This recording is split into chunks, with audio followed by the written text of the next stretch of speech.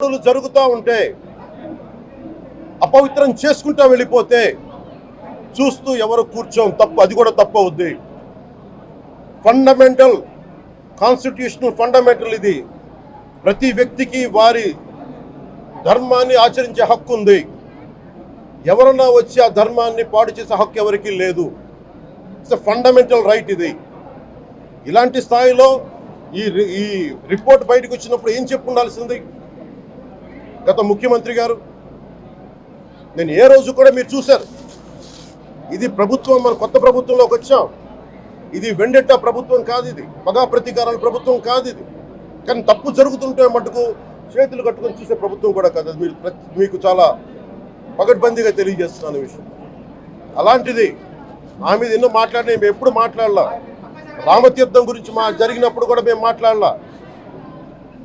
కానీ ఈ రోజున రిపీట్ అయిపోతున్నాయి మిస్టేక్స్.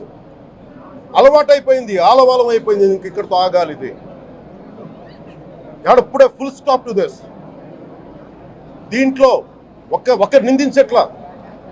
టీటీడీ బోర్డు ఉంది, వైసీపీ కాన్స్టిట్యూట్ చేసిన టీటీడీ బోర్డు ఉంది. వైవి సుబ్బారెడ్డి గారు ఉన్నారు టీటీడీ చైర్మన్ గా, టీటీడీ ఈవోగా ధర్మారెడ్డి గారు ఉన్నారు. మళ్ళీ వాళ్ళు కాకుండా కొత్తగా వచ్చారు. ఈ 5 సంవత్సరాలు ఈ బోర్డు ఏం చేస్తూ ఉంది? ఈ టీటీడీ బోర్డుని మేము ప్రశ్నిస్తున్నాం. మీరు బయటికి రండి. గత ముఖ్యమంత్రి ఏం చేసి ఉండాల్సింది? వచ్చినప్పుడు మీరు పంపించండి ల్యాబ్స్కి. మీకు ఎవరైతే తప్పులు చేశారో వారి మీద మీరు చర్యలు తీసుకోండి చెప్పాలి. కానీ తప్పులు చేసిన వాళ్ళని వెనకేసుకొచ్చే విధానం ఏంటో నాకు అర్థం కావట్లేదు. ఇది ఆయన మార్చుకోవాలి. అంతేగాని మీరు అస్థిరత చేసే ఆలోచన కానే కాదు. ఇదే మీరు ఊహించండి.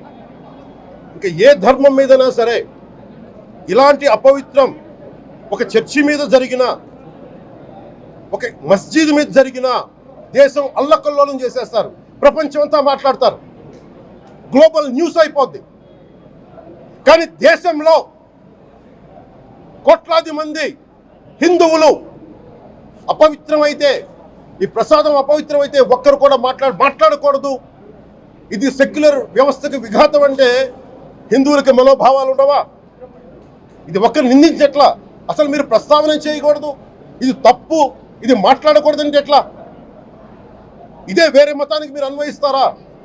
నేను అన్ని మతాలని సమానంగా గౌరవించేవాడిని, ఇస్లాంని గౌరవించేవాడిని, క్రిస్టియానిటీని గౌరవించేవాళ్ళం. మేమందరం సనాతన ధర్మం అని మొత్తుకుంటున్నాం. దేనికి సనాతన ధర్మం అంటే?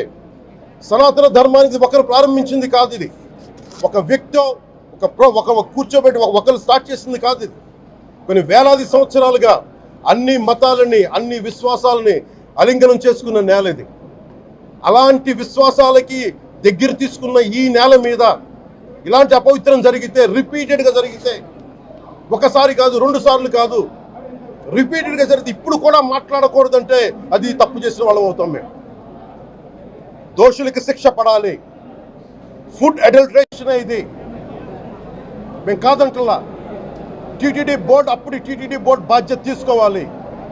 పొలిటికల్గా వచ్చి అలంకారప్రాయంగా ఒక్కొక్కళ్ళు వచ్చేసి దర్శనాలకి టికెట్లు ఇవ్వడానికి మీరు బోర్డు మెంబర్స్ అవ్వలేదు. మీరు ఎవరు చైర్మన్ కానీ ఈవో కానీ.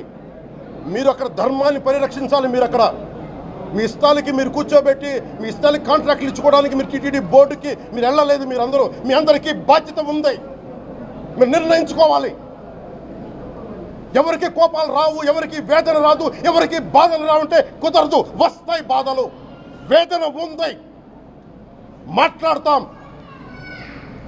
మర్చిపోకండి ఎవరు. గత ముఖ్యమంత్రి గారు కూడా నేను చేస్తా ఉన్నాను, జగన్మోహన్ రెడ్డి గారికి కూడా. ఇదే చర్చికి జరిగితే మీరు ఊరుకుంటారా? ఒక మసీదుకి జరిగితే ఊరుకుంటారా? ఒక తిరుమలకి జరిగినప్పుడు ఎందుకు వెనకేసుకొస్తారు? రాకండి. ఏ మతం మీద దాడి జరిగినా సంపూర్ణంగా నాతో సహా మేము ఖండిస్తాం, బయటకు వస్తాం.